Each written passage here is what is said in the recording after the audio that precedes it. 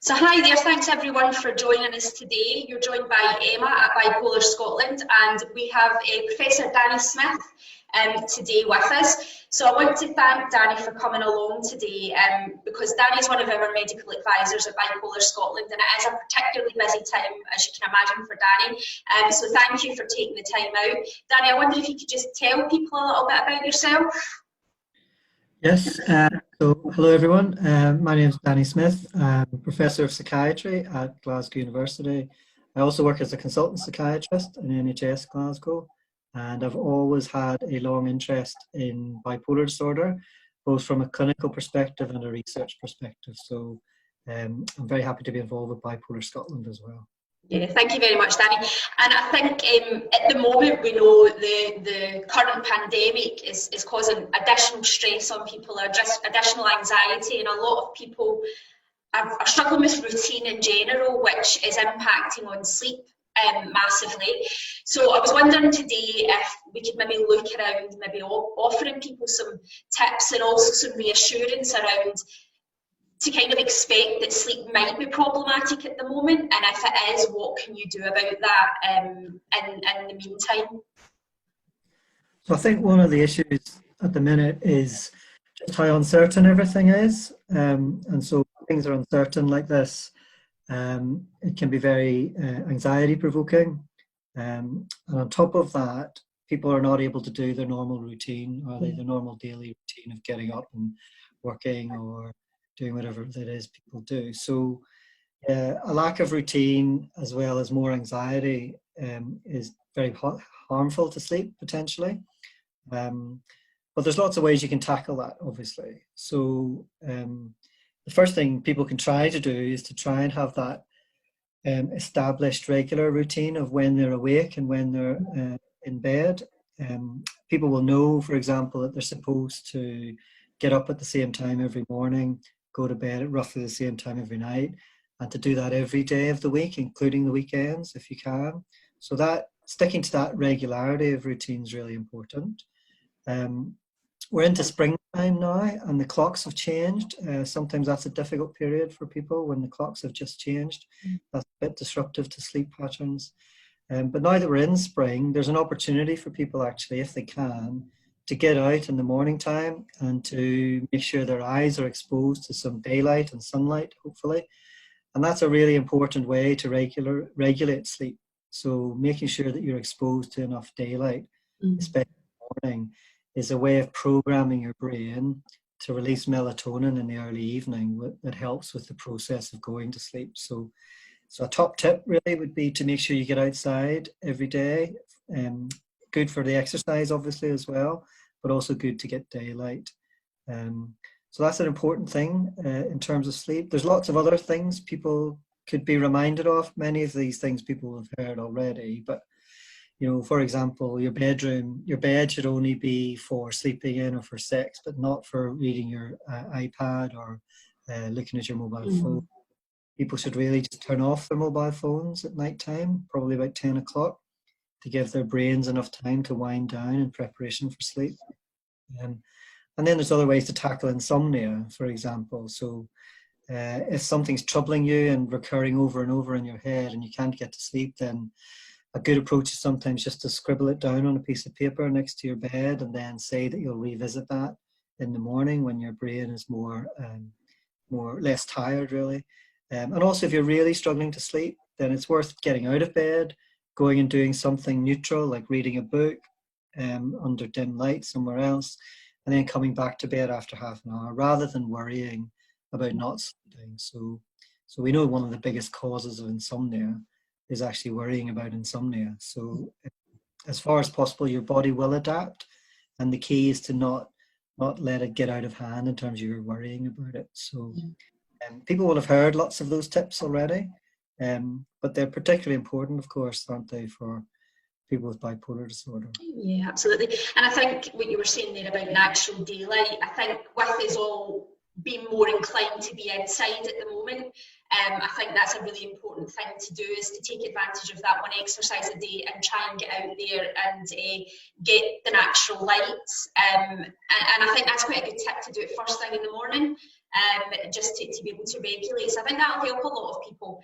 And one of the things that we discussed, Danny, and you've created for us within the self-management training is all around mood and sleep and medication as well. We know people that suffer from bipolar disorder or tend to have difficulties with medication and trying to then sleep and then getting up the next day.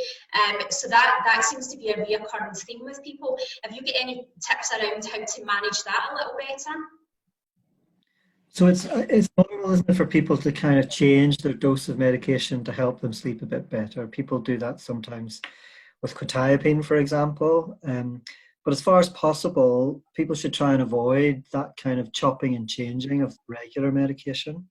The only exception to that, I would say, is that if people feel they're becoming a bit more energized, a bit more overactive, that their thoughts are racing, that they're full of ideas, and that they may be becoming a bit manic, and they need less sleep over a couple of nights, then I think it's reasonable for them to take an as required medication, like a PRN medication, for a very brief period, for maybe 1 or 2 days, to try and get their sleep pattern back into, rather than risking things getting out of control. I think that is an issue now in springtime for a lot of people. They can feel a lot more energized, but they really need to be careful that every single night they're getting enough sleep. And hopefully people around them will be vigilant and point out to them when they're not sleeping so much. So yeah, I think it's reasonable when all these other measures haven't really worked, then it is reasonable to take some medication to help you sleep on a short-term basis. Get back into kilter again. Yeah, and you mentioned there about spring has happened during this lockdown. We've changed the clock, and naturally for everyone that has been a change in pattern, and we're trying to adapt to being more indoors. So we know with bipolar, springtime can be a difficult time. It can be a time when it can overstimulate senses, and it can cause a manic episode for some people. So it's just being mindful of that as well, I think, is a really important thing for people to be mindful of that, despite that we're on lockdown, that these things will be having an impact on them at this time, and to have that open dialogue with their psychiatrist, their GP, or whoever is treating them at this time. So I think that's quite an important tip, Danny, to give to people. Yeah.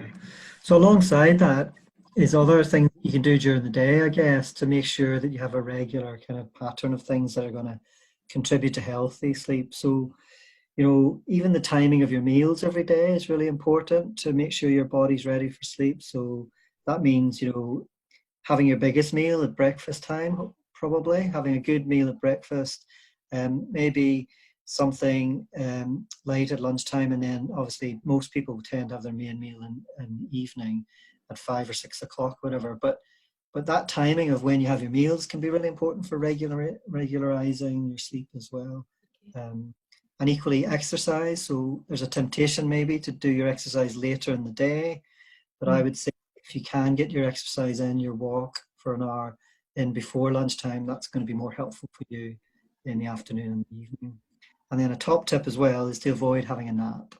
So people feel like having a nap in the afternoon, maybe after lunch, but if you can possibly not do that, that's going to make your brain much more ready to sleep properly come the evening time as well. Okay, that's excellent, and I think that's a really key thing, because when we're sitting around at the moment, it can be a bit easy to maybe just fall asleep on the sofa and just forget that you have to keep yourself awake, and before you know it, you can be sleeping for a couple of hours, and then it's going to have a serious impact on your ability to sleep at night. And go back to your phone, I think that's an important one at the minute. We are very much reliant on our phones at the moment through contacting people, communicating with people, and I think we can all fall into the trap of overusing it at the moment, which is overstimulating our minds. And to be mindful, I think you said about 10 o'clock maybe to try and start to just allow enough time to let your brain switch off, and not be tempted through the night to check your phone either, which we can all be guilty of. So my view, I've got strong views on this, really. So my view is your phone shouldn't even be in your room, really. it should turn off at 10 o'clock, and you can pick it up again when you wake up in the morning time. So lots of good reasons for that, and especially if you have bipolar disorder, having your phone in your bedroom is a bad idea for lots of different reasons. So that's just a simple thing people can do, and once you've tried it for a few nights, they'll find out that it's not that difficult to do and to discipline yourself to do that, and there's benefits from that. That's excellent. And one of the things I think at the moment on lockdown is, we've mentioned diet, but I think people have the tendency to maybe drink a little bit more. Now, obviously, I'm not saying don't drink, however, we need to be really mindful of that, particularly certain medications that you're on, but also alcohol stimulating the brain as well and can impact on your sleep. Have you got anything that you maybe could add to that? So I think I would talk about caffeine and alcohol together maybe in that context. So, caffeine obviously is very stimulating, and will prevent people going to sleep. So my general advice for that is that people shouldn't really have caffeine after about lunchtime, which might be a challenge, but that's an important thing. If sleep's a priority, then you should find a way not to take caffeine after lunchtime. And that includes, energy drinks and Coke and Pepsi, as well as tea and coffee as well. So that's worth thinking about. Can you reduce your caffeine intake and time your caffeine intake so that it's only in the morning? But obviously, like you say, alcohol is a big issue because alcohol just disrupts the structure of your sleep so that you get less good quality sleep, more disrupted sleep patterns.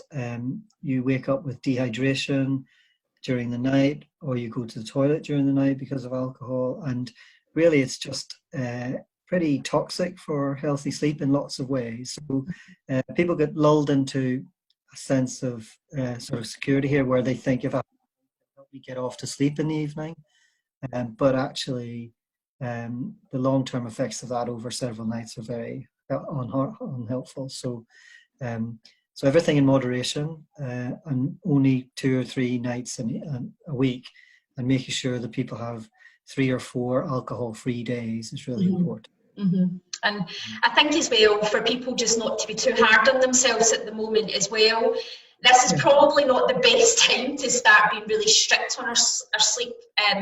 If it's something that we're trying to regulate a little bit more, just be a little bit kinder to ourselves and know that this current situation is a change in routine for everyone. So it's maybe not the time, it's maybe the time to start little measures, but not expect overnight results. I mean, anyway, but at the minute particularly, because we are limited around what we can do. So don't be too hung up if you're waking up at 4 o'clock in the morning. Just try and regulate it the next day. Yeah, absolutely. So you don't want to, as you say, get into a vicious cycle of worrying about your sleep, because the likelihood is that things will settle down with time. Excellent. Well, thank you very much, Danny, for joining us today. I really appreciate that, and I'm sure everyone that is listening in will appreciate the information and help that you've given us, and some tips. It's good reminders for everyone, but particularly if you're living with bipolar, this is the time to really home in on what you've learned through self-management, and something that we can take a little bit of control over in this current situation. So thank you again for coming along and talking to us, Danny. I really appreciate that. No problem. Thanks a lot.